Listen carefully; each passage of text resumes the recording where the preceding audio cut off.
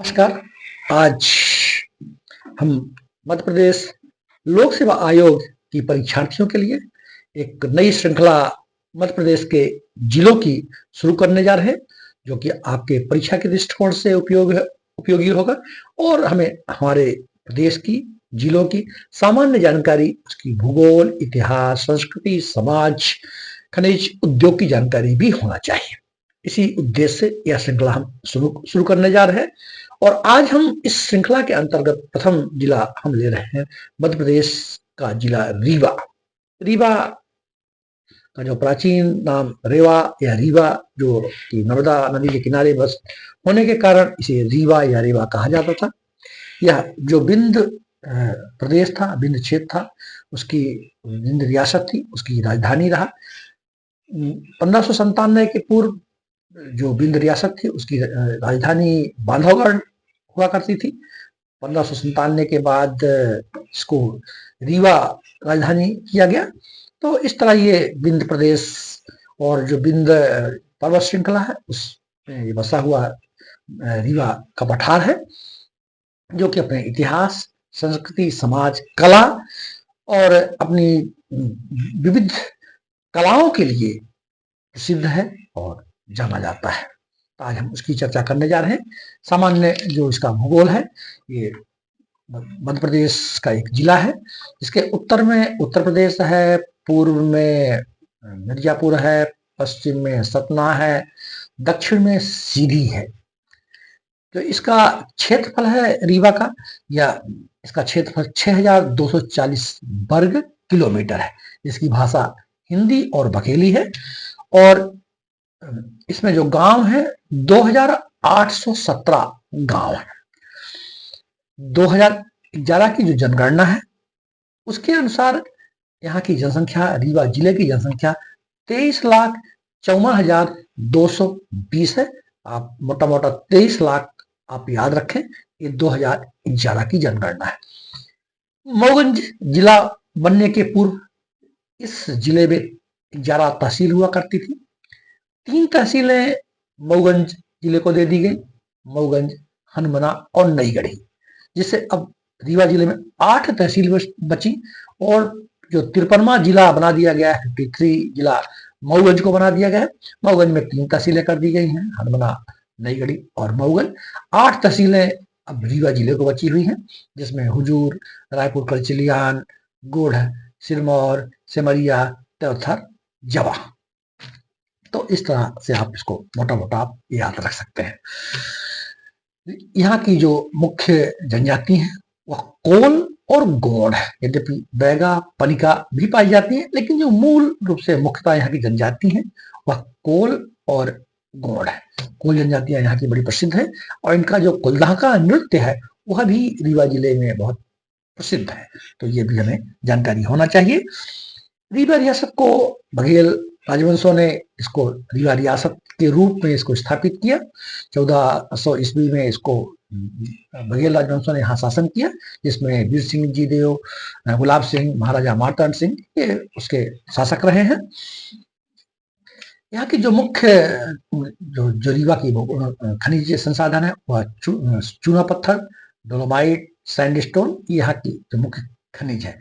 जो मुख्य यहाँ की फसल है वह धान है, यद्यपि गेहूं, चना, मसूर और अरहर भी होती है। तो इस तरह के ये सामान्य इसकी जानकारियां हैं।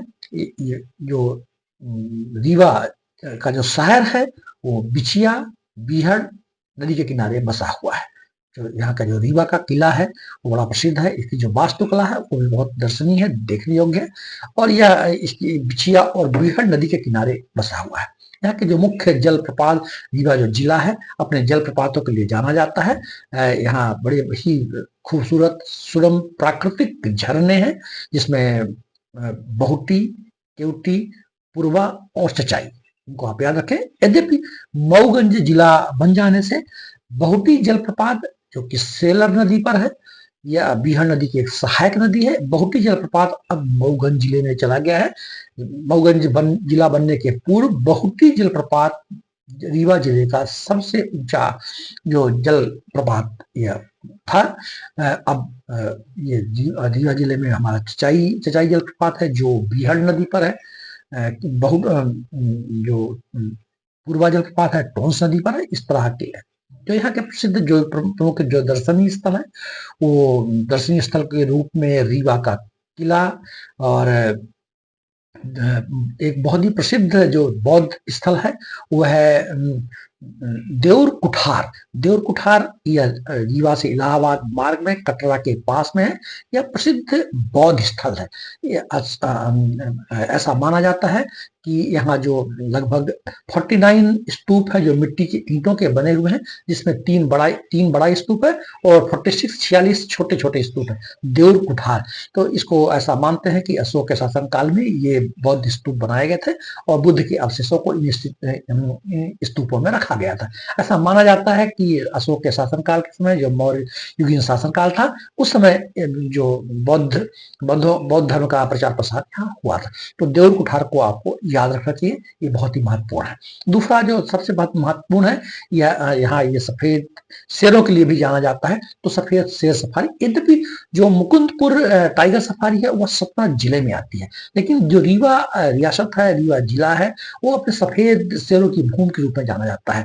वास्तव में सफेद शेर को महाराजा मार्तंड सिंह जी ने 27 मई 1951 को सीधी के जंगल से प्राप्त किया था। सीधी का जो जंगल था, सीधी जिले में जंगल बरगाड़ी के जंगल से इसको प्राप्त किया था। इसको गोविंदगढ़ किले में ले आया गया, लेकिन वो 1951 में ही दूसरे दिन जंगल से भाग गया और बाद में ये मुकुंदपुर के जंगल में पकड़ा गया। इसलिए अब वहाँ मुकुंदपुर टाइगर सफारी बना दी गई है, जो जहाँ की सफेद शेरों को वहाँ रखा गया है। यह भी एक बहुत दर्शनीय स्थल है, सुरम्य प्राकृतिक स्थल है और अपने सफेद शेरों की भूमि के लिए यह जाना जाता है। इसको आप याद रख सकते हैं। और दूसरा जो बहुत ही महत्वपूर्ण जिसके लिए हमारा रीवा जिला जाना जाता है वो सुपारी के खिलौने। सुपारी को हम जानते हैं, सुपारी सामान्यतः पूजा पाठ और खाने के काम में आती है, लेकिन वहाँ का एक जो परंपरागत परिवार है वो कुंदेर परिवार सुपारी के खिलौनों को सुपारी को घिस करके उसको काट छांट करके बहुत सुंदर आकृतियां, जैसे टेबल लैंप हो गया, ताजमहल हो गया और अन्य बहुत सुंदर खिलौने सुपारी के बनाए जाते हैं। इसको जो बनाने वाला परिवार है वह कुंदेर परिवार है, इसको आप याद रखिएगा। जो सुपारी के खिलौने का जो परंपरागत व्यवसाय है जिस समाज का, जिस परिवार का, वह कुंदेर परिवार जाना जाता है। तो सुपारी खिलौना रीवा जिले के लिए बहुत प्रसिद्ध है और व्हाइट टाइगर सफेद शेर के लिए है, इसको अपन याद रख लेंगे। अभी जो बहुत ही जो एशिया का सबसे बड़ा solar plant, ultra solar power plant, जो कि लगभग 1600 एकड़ में, लगभग 1590 एकड़, यानी मोटा मोटा 1600 एकड़ आप याद रख लें, 1600 एकड़ में फैला हुआ है और जिसकी क्षमता 750 मेगावाट है। ये एशिया का सबसे बड़ा सोलर पावर प्लांट है। यहाँ जो बिजली पैदा होती है सोलर एनर्जी से, सूर्य से जो ऊर्जा पैदा होती है वो सौर ऊर्जा सप्लाई होती है। जो दिल्ली का जो मेट्रो ट्रेन है, मेट्रो रेल चलती है, वो हम आपके रीवा से जो बिजली की सप्लाई होती, सौर ऊर्जा की सप्लाई होती, उससे ये सप्लाई मेट्रो ट्रेन चलती हैं। तो ये अपने याद रखें। तो दो तीन चीजें बड़ी महत्वपूर्ण है, सुपारी खिलौने, सफेद जो टाइगर सफारी है, इधर पे मुकुंदपुर जो चिड़ियाघर है वो सतना जिले में आता है। लेकिन सफेद शेरों के लिए ये जो पहला सफेद शेर पकड़ा गया था उसका महाराजा मार्तंड सिंह ने पकड़ा था, जिसका नाम मोहन था। ये 1951 में पकड़ा गया था, महाराजा मार्तंड सिंह ने पकड़ा था। इसको आप याद रखिएगा। दूसरा जो यहाँ का बहुत ही महत्वपूर्ण दर्शनीय स्थल है वह है पचमठा। आप इसको याद रखें कि आदि शंकराचार्य जी ने 4 मठ स्थापित किए थे और 5वां मठ रीवा में है। 5वां मठ रीवा में इसलिए है, आदि शंकराचार्य जी अपने भ्रमण के समय ओंकारेश्वर से रीवा आए और रीवा से केदारनगर 5 दिनों तक ये बीहड़ नदी के किनारे रीवा में अपना प्रवास किया और वहीं पे आदि शंकराचार्य जी की प्रतिमा है, मूर्ति है और एक धाम बना दिया गया है और जिसे पचमठा कहते हैं। तो पचमठा भी एक धाम में जाता है जिसे 5वां धाम माना जाता है। आदि शंकराचार्य जी यहाँ रुके हुए थे, तो ये भी अपने को याद रखना चाहिए। एक महत्वपूर्ण और है गोविंदगढ़ का तालाब और गोविंदगढ़ का किला। गोविंदगढ़ रीवा से लगभग 17-18 किलोमीटर दूर है और इसको मिनी वृंदावन भी कहा जाता है। इसको आप याद रखिएगा, गोविंदगढ़ को मिनी वृंदावन कहा जाता है और यह अपने सुंदरजा आमों के लिए प्रसिद्ध है। गोविंदगढ़ सुंदरजा आम, जिसको जीआई टैग भी मिला हुआ है, इसको आप याद रखिएगा। ये इतनी महत्वपूर्ण चीजें हैं। आप इनको, जो रीवा का किला है, इसको भी आप याद रखें। और गोविंदगढ़ जो था, जब रीवा रियासत थी, बघेलों का राज शासन था। बघेलों ने लगभग रीवा में 700 वर्षों तक शासन किया था, 700 ईयर्स तक शासन किया था। और देश की आजादी के समय जब रीवा रियासत को भारतीय संघ में विलय किया गया था, उसमें यहाँ के महाराजा मार्तंड सिंह थे। तो ये भी आप लोग को याद रहना चाहिए। तो ये बाद में जब देश आजाद हो गया, भारतीय संघ में रियासतें का विलय किया गया, तो इसे जिस समय इसको विलय किया गया, उस समय यहाँ की इस रियासत के राजा महाराजा मार्तंड सिंह थे। इसको आप याद रखेंगे। बघेलखंड के लिए, बघेलखंड के नियंत्रण के लिए ब्रिटिश राजनीतिक एजेंट रखे गए थे। ये जो ब्रिटिश राजनीतिक एजेंट थे, ये सतना में रहते थे। इसको आप याद रखिएगा। फिर बघेलखंड एजेंसी को 1933 में भंग कर दिया गया और रीवा को इंदौर रेजिडेंसी के अधिकार में रखा गया। ये इतनी चीजें अपने को ध्यान रखना चाहिए। तो जो प्रसिद्ध पर्यटन स्थल है, जो पियावन घिनौची धाम है, पूर्वा जलप्रपात है, क्योटी जलप्रपात है, बहुटी जलप्रपात है, इनको आप याद रखें। और रानी तालाब और रीवा का किला, इतनी सब चीजें जो पर्यटन के रूप से महत्वपूर्ण है, इनको अपन याद रखेंगे। जय हिंद, जय भारत।